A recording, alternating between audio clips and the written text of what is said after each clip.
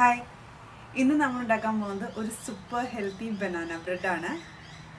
ഇതിൽ നമ്മൾ മൈദപ്പൊടി ചേർക്കുന്നില്ല, പഞ്ചസാര ചേർക്കുന്നില്ല.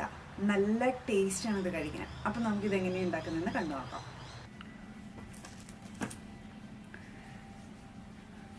നമ്മൾ ബനാന ബ്രെഡ് ഉണ്ടാക്കാൻ വേണ്ടി എടുത്തേക്കുന്ന ഇൻഗ്രീഡിയൻസ് 3 പഴം. ഇത് നന്നായിട്ട് പഴുത്ത പഴമാണ്. നന്നായിട്ട് പഴുത്ത പഴം നോക്കി വേണം നിങ്ങൾ എടുക്കാൻ വേണ്ടി.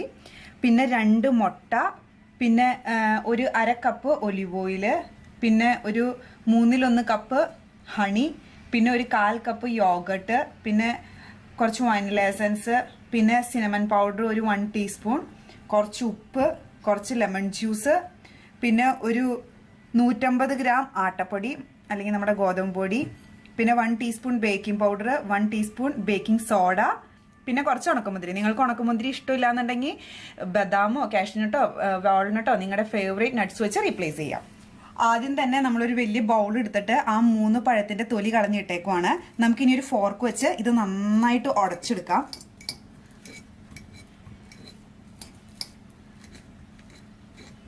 ശരിക്കും പറഞ്ഞാൽ ബനാന ബ്രെഡിന് വേണ്ടി യൂസ് ചെയ്യുന്ന പഴം എന്ന് വെച്ച് കഴിഞ്ഞാൽ അങ്ങനെ പഴുത്ത് നമ്മളിങ്ങനെ കാട്ടിക്കളയാറൊക്കെ ആവുന്ന ഒരു പരുവമില്ലേ, ആ പരുവാണ് ഏറ്റവും നല്ലത്. നിങ്ങളിപ്പോൾ മാർക്കറ്റിലൊക്കെ പഴം ഒത്തിരി പഴുത്ത് കഴിഞ്ഞാൽ അതിനങ്ങ് വില കുറയും. അപ്പം നിങ്ങൾ മേടിച്ചിട്ട് ഇതുണ്ടാക്കാൻ എന്താ പറയുക, നല്ല എളുപ്പമായിരിക്കും. വിലക്കുറവിന് പഴം നിങ്ങൾക്ക് കിട്ടുകയും ചെയ്യും.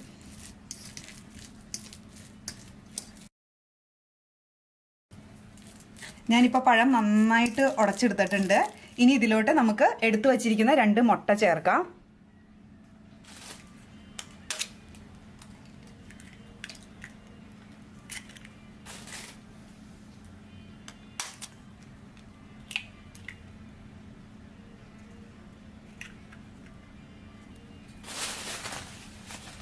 നന്നായിട്ട് മിക്സ് ചെയ്ത് കൊടുക്കുക.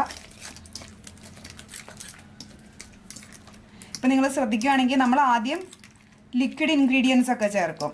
അത് കഴിഞ്ഞിട്ട് അതിലോട്ട് പൊടി പയ്യെ പയ്യെ ചേർത്താണ് ബേക്ക് ചെയ്യാൻ വയ്ക്കുന്നത്. ഇപ്പം മുട്ടയും പഴവും നന്നായിട്ട് മിക്സ് ചെയ്തിട്ടുണ്ട്. ഇനി ഇതിലോട്ട് നമുക്ക് എടുത്തു വച്ചിരിക്കുന്ന ഈ യോഗട്ട് ചേർക്കാം.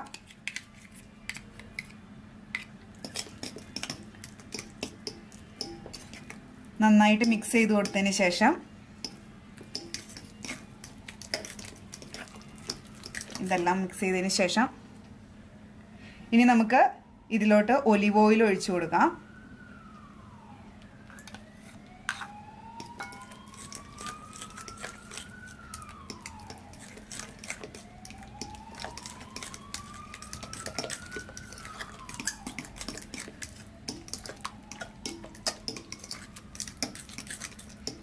ഈ മിക്സിലോട്ട് നമുക്കിനി നമ്മൾ എടുത്തു വച്ചിരിക്കുന്ന ഹണി ചേർത്ത് കൊടുക്കാം.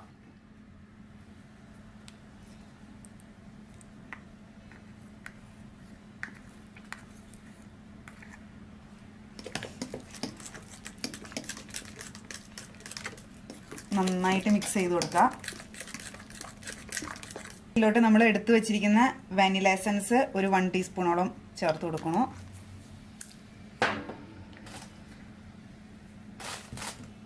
നന്നായിട്ട് ഇളക്കി കൊടുക്കുക. ഇനി ഈ മിക്സിലോട്ട് നമുക്ക് നമ്മൾ എടുത്തു വച്ചിരിക്കുന്ന ബേക്കിംഗ് പൗഡറും ബേക്കിംഗ് സോഡയും നമ്മുടെ ഗോതമ്പ് പൊടിയും ഇട്ട് കൊടുക്കാം. ഒറ്റയടിക്ക് ഇട്ട് കൊടുക്കണ്ട, ഓരോ ബാച്ചായിട്ട് ഇട്ട് കൊടുത്താൽ മതി.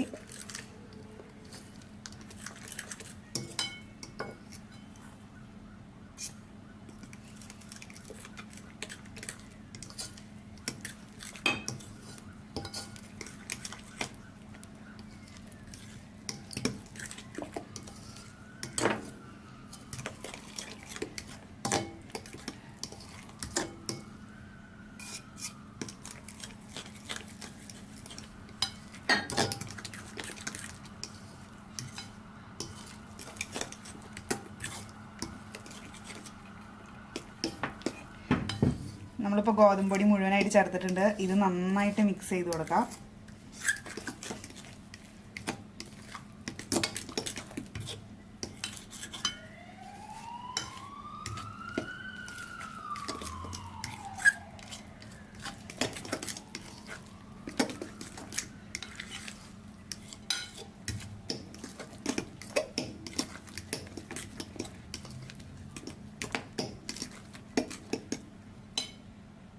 പിന്നെ നമ്മൾ എടുത്തു വച്ചിരിക്കുന്ന ലെമൺ ജ്യൂസ്, അതൊരു ഇച്ചിരി മതിയാവും, ഒരു പ്രത്യേക ഫ്ലേവറിന് വേണ്ടിയാണ്.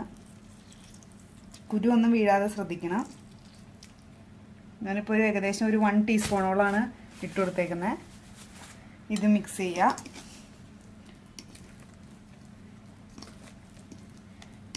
നമ്മൾ ഈ ബ്രെഡ് ഉണ്ടാക്കാൻ വേണ്ടി ബ്രെഡിൻ്റെ ഒരു ലോഫ് ടിൻ എടുത്തിട്ടുണ്ട്. അതിൽ നന്നായിട്ട് ഓയിലോ ബട്ടറോ തേച്ച് കൊടുക്കുക.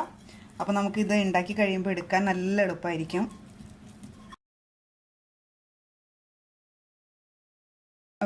ഇനി ഈ ഗ്രീസ് ചെയ്ത് വെച്ചേക്കുന്ന ലോഫ് പാനിലോട്ട് നമ്മൾ റെഡിയാക്കി വെച്ചേക്കുന്ന നമ്മുടെ ബനാന ബ്രെഡിൻ്റെ മിക്സ് ഒഴിച്ചു കൊടുക്കുക.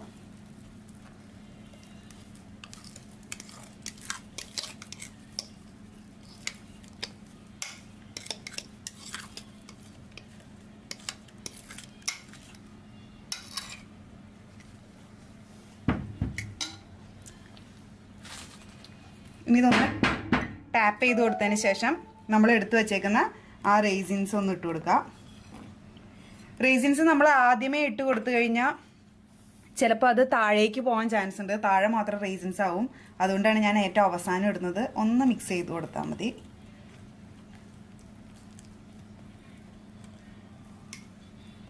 ഇനി നമ്മൾ ഈ ബനാന ബ്രെഡ് 160 ഡിഗ്രി സെൽഷ്യസിൽ 10 മിനിറ്റ് പ്രീഹീറ്റ് ചെയ്ത ഓവനിൽ ഒരു 50 മിനിറ്റ് മുതൽ 60 മിനിറ്റ് വരെ വയ്ക്കേണ്ടി വരും. അത് നിങ്ങളുടെ ഓരോരുത്തരുടെ ഓവൻ അനുസരിച്ച് മാറിക്കൊണ്ടിരിക്കും.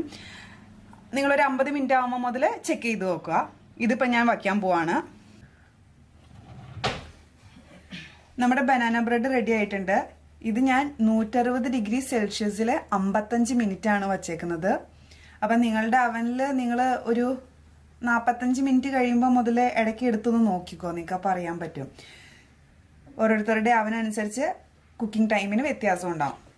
പിന്നെ നിങ്ങളിത് വെന്തോന്ന് അറിയാൻ വേണ്ടി ഇതുപോലെ എന്തെങ്കിലും ടൂത്ത് പിക്ക് പോലെ എന്തെങ്കിലും എടുത്തിട്ട് അതിൻ്റെ സെൻറ്ററിലായിട്ടൊന്ന് കുത്തി നോക്കുക. എന്നിട്ട് കുത്തി നോക്കിയിട്ട് എടുക്കുമ്പോൾ ഈ ടൂത്ത് പിക്ക് ക്ലീൻ ആയിട്ട് വരണം. അങ്ങനെയാണ് നമ്മൾ ഈ ബ്രെഡ്, കേക്ക് അങ്ങനെ ബേക്ക് ചെയ്യാൻ വയ്ക്കുന്ന സാധനങ്ങളൊക്കെ വെന്തോന്ന് അറിയാൻ വേണ്ടി ചെയ്യുന്നത്.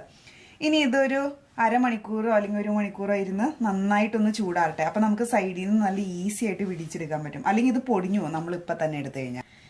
ഇതിപ്പോൾ നന്നായിട്ട് ചൂടാറിയിട്ടുണ്ട്. ഇനി ഞാൻ ഇത് വെച്ചൊന്ന് സൈഡിൽ നിന്ന് വിടിച്ച് കിട്ടാൻ എളുപ്പത്തിന്. ഇത് ചൂടാറുമ്പോൾ തന്നെ നിങ്ങൾക്ക് കാണുമ്പോൾ അറിയാൻ പറ്റും. ഇത് ഈ സൈഡിൽ നിന്നൊക്കെ ഇങ്ങനെ വിട്ടു വന്നു തുടങ്ങും.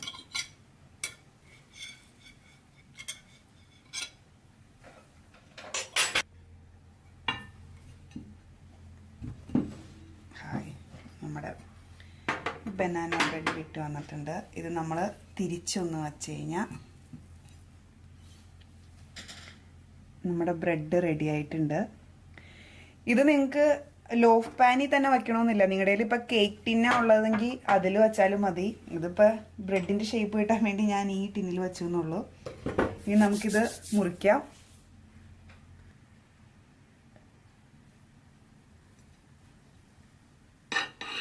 നിങ്ങൾക്ക് എന്തോരം വലിപ്പം വേണോ അതിനനുസരിച്ച് മുറിച്ചാൽ മതി.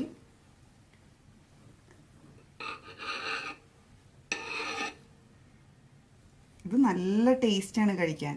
ശരിക്കും എന്താ പറയുക, കേക്ക് കഴിക്കുന്ന ആ ഒരു ഫീല് തന്നെയാണ്.